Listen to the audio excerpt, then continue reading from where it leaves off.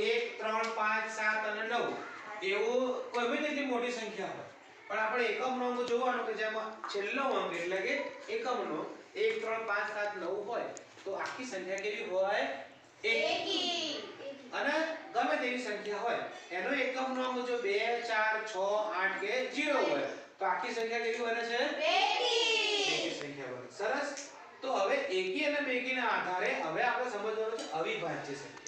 કે જેના ભાગ પડી શકતા નથી જેના નિશેષ ભાગી શકાતું નથી જે કોઈ ઘડિયામાં પણ આવતી નથી જેના કોઈ અવયવ પડતા નથી ખાલી બે જ અવયવ પડે એક પોતે અવયવ હોય અને એક શું એક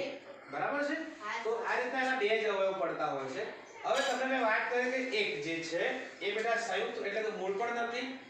સંયુક્ત પણ નથી એક એવી સંખ્યા છે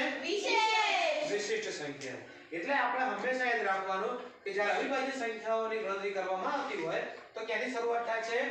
2 થી શરૂઆત થાય છે તો કદાચ તમને એક ખાલી જગ્યા કાં તો પ્રશ્ન પૂછવામાં આવે કે નીચે આપેલી સંખ્યાઓમાંથી કઈ સંખ્યા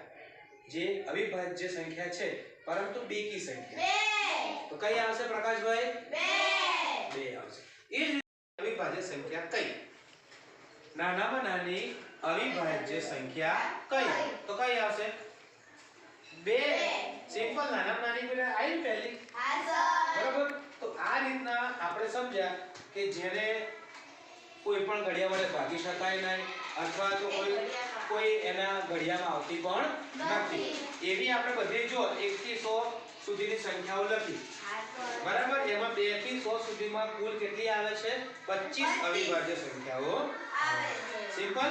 આટલે સુધી ખ્યાલ આવી ગયો છે